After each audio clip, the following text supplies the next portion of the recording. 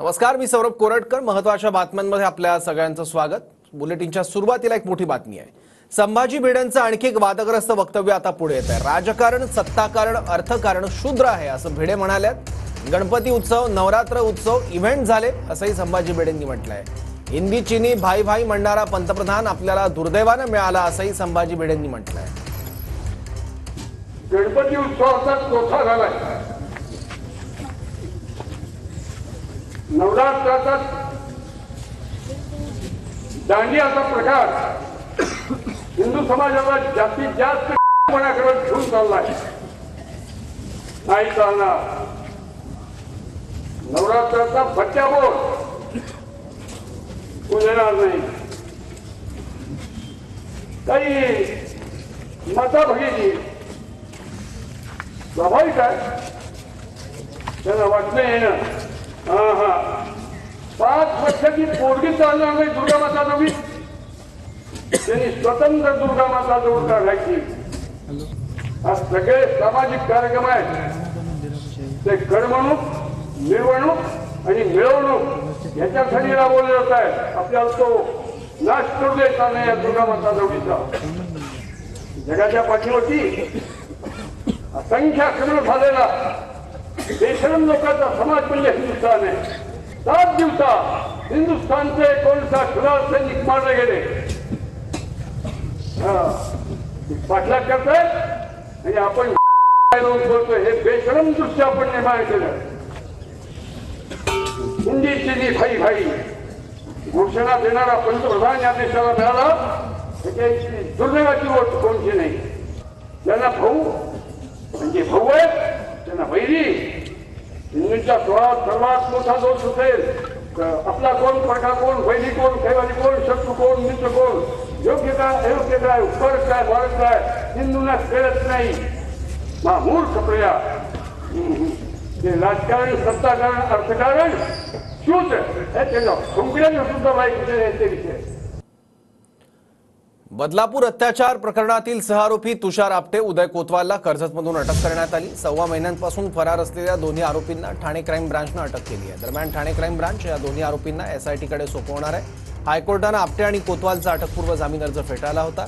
या दोन्ही आरोपींना आज कल्याण कोर्टात हजर केलं जाणार आहे। दरम्यान उदय कोतवालचं बीपी वाढल्यानं मध्यवर्ती रुग्णालयात दाखल करण्यात आलं आहे। रायगड जिल्ह्यातील कर्जत परिसरातून उदय कोतवाल, तुषार आपटेला अटक करण्यात आली आहे। गेल्या 1.25 महिन्यांपासून पोलीस दोन्ही आरोपींच्या मागावर होते। शाळेचे अध्यक्ष उदय कोतवालचा बीपी वाढल्यानं मध्यवर्ती रुग्णालयात त्याला दाखल करण्यात आलंय। तुषार आपटेची वैद्यकीय तपासणीनंतर पोलीस ठाण्यात रवानगी करण्यात आली आहे। तर आरोपींना वैद्यकीय तपासणीसाठी आणताना पत्रकारांना चकवा देण्याचाही प्रयत्न करण्यात आला। पोलिसांनी चक्क डमी आरोपी बसवून एक गाडी रुग्णालयात पाठवली। त्यानंतर मागच्या गेटने खऱ्या आरोपींना वैद्यकीय तपासणीसाठी आणलं। पोलिसांच्या गाडीत चेहरा झाकून डमी आरोपी बसवले होते। हे डमी आरोपी पोलीसच होते अशी सूत्रांची माहिती आहे। तर शाळेत घडलेला प्रकार पोलिसांना न कळवणे, पुरावे नष्ट करणे असे या दोघांवर आरोप आहेत। अक्षय शिंदे एन्काउंटर प्रकरणी आज हायकोर्टात सुनावणी आहे। गेल्या सुनावणीत हायकोर्टाने डोक्यात गोळी का मारली असा सवाल उपस्थित केला होता। गोळीबाराच्या घटनेनंतर दोन्ही बाजूने एफआयआर का झाले नाहीत ते अपेक्षित होते। जर मृत अक्षय शिंदेवर गुन्हा दाखल झाला तर अक्षय शिंदेच्या वडिलांच्या तक्रारीनुसार पोलिसांवर गुन्हा का नाही, यासारखे अनेक सवाल हायकोर्टाने केले आहेत। आजच्या सुनावणीत पुन्हा हा मुद्दा मांडला जाण्याची शक्यता आहे। निवडणूकपूर्व योजनांमुळे मोठा आर्थिक बोजा, वित्त विभागाकडून चिंता व्यक्त करण्यात आली आहे। वित्त विभागाकडून अनिश्चित आर्थिक स्थितीबद्दल चिंता व्यक्त करण्यात आली आहे। राजकोषीय तूट राज्याच्या जीएसडीपीच्या 3% पुढे आहे आणि शक्य होणार नाही असं वित्त विभागाने म्हटलंय। राज्य स्वतःच्या महसूल आणि कर संकलनातून तूट भरून काढू शकलं नाही असं वित्त विभागाचं म्हणणं आहे। लाडके बहिणींच्या वार्षिक 46,000 कोटी रुपयांचा भार पडतोय असंही वित्त विभागाने म्हटलंय।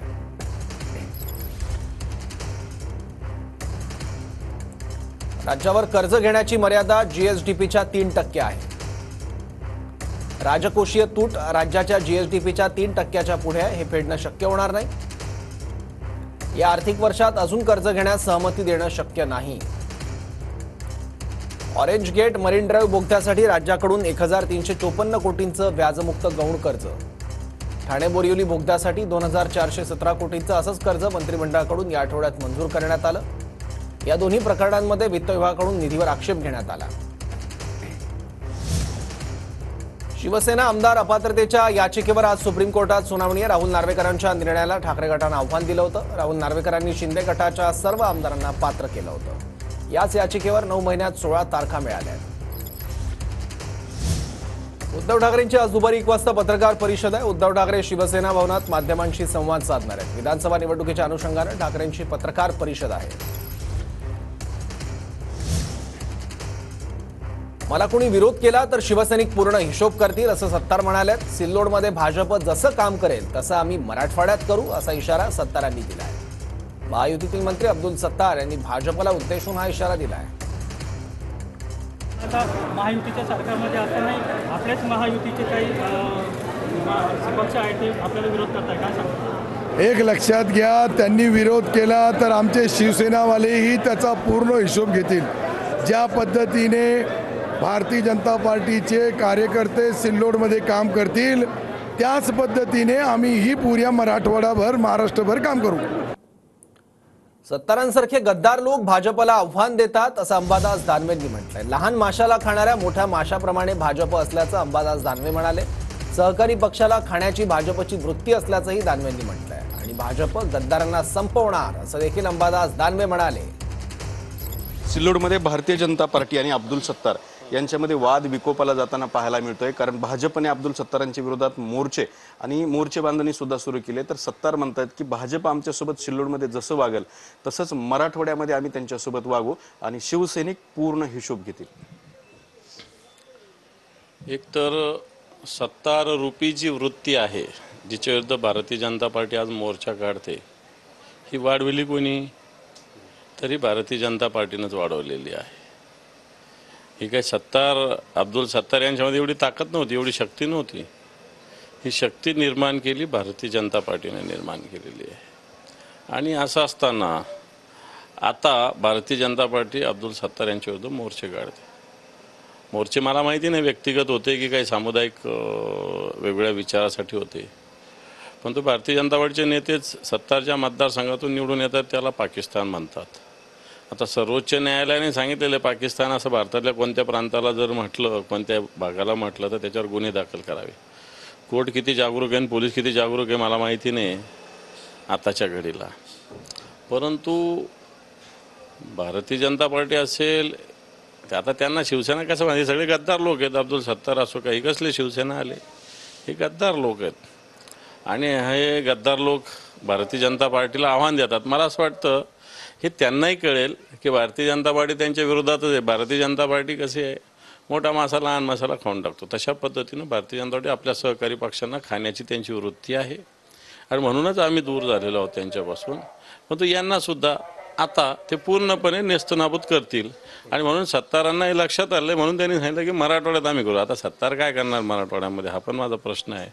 परंतु भारतीय जनता पार्टीने आमच्यातले गेलेले गद्दार भारतीय जनता पार्टी यांना संपवणार हे स्पष्ट आहे.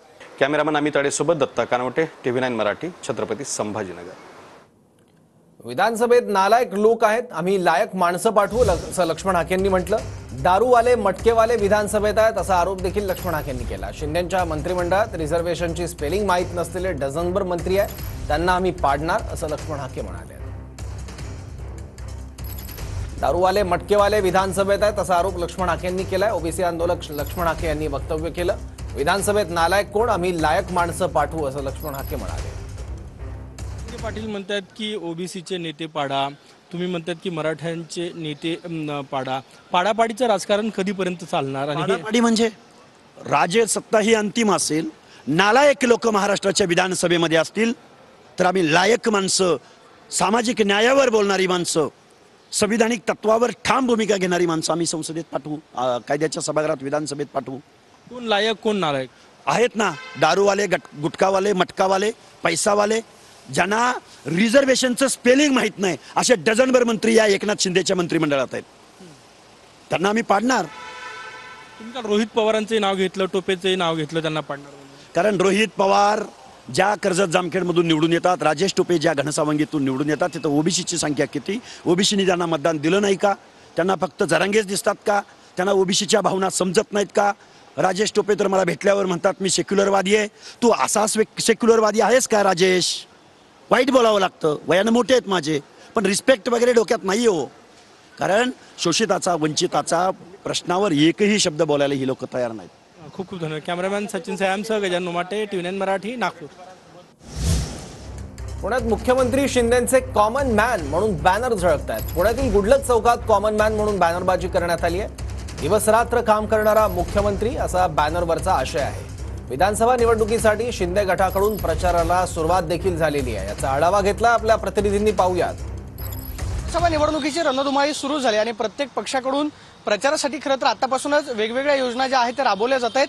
सध्या पुण्यातल्या गुडलक चौकामध्ये आपण पाहतोय की राज्याचे मुख्यमंत्री एकनाथ शिंदे यांचा भला मोठा बॅनर जो आहे तो लावलेला आहे. आणि बॅनरवरती जर आपण आशय पाहिला तर सर्वसामान्यांचा मुख्यमंत्री कॉमन मॅन एकनाथ शिंदे असा आशय जो आहे तो या बॅनरवरती पाहायला मिळतोय. राज्यभरामध्ये ठिकठिकाणी खरं तर शिंदे गटाकडून आतापासून प्रचाराची सुरुवात जी आहे ती झालेली पाहायला मिळते. मात्र मुख्यमंत्री एकनाथ शिंदे यांचं ब्रँडिंग जे आहे ते त्यांच्याच कार्यकर्त्यांकडून केलं जातं आणि आपण पाहतोय की किरण साळी यांच्याकडून हा बॅनर जो आहे तो पुण्यातल्या गुडलक चौकामध्ये या ठिकाणी लावलेला आहे. आपण पाहतोय की बॅनरवरती आशय आहे तो म्हणजे दिवस रात्र काम करणारा मुख्यमंत्री. आतापर्यंत मुख्यमंत्री एकनाथ शिंदे यांनी घेतलेले निर्णय, त्याचबरोबर मुख्यमंत्री यांचा 2.5 वर्षाचा राहिलेला कार्यकाळ आणि मुख्यमंत्री एकनाथ शिंदे यांना जास्तीत जास्त लोकांपर्यंत घेऊन जाण्यासाठी आपण पाहतोय की शिंदे गटाच्याच पदाधिकाऱ्यांकडून सर्वसामान्यांचा मुख्यमंत्री कॉमन मॅन म्हणून हे पोस्टर जे आहेत ते पुणे शहरामध्ये झळकलेले पाहायला मिळत आहेत. पुण्यातल्या गुडलक चौकामध्ये हा भला मोठा बॅनर जो आहे तो येणाऱ्या प्रत्येकाचं लक्ष वेधून घेताना पाहायला मिळतोय. कॅमेरा पर्सन सुशांत राऊत, मी प्रदीप कापसे, TV9 मराठी, पुणे. विधानसभेची आचारसंहिता लागण्याआधी सरकारी बैठकांची घाई पाहायला मिळते. उद्या पुन्हा राज्य मंत्रिमंडळाची बैठक होणार आहे. शुक्रवारच्या मंत्रिमंडळ बैठकीत अनेक निर्णय अपेक्षित आहेत. सोमवारच्या राज्य मंत्रिमंडळाच्या बैठकीत 40 निर्णय घेण्यात आले आहेत.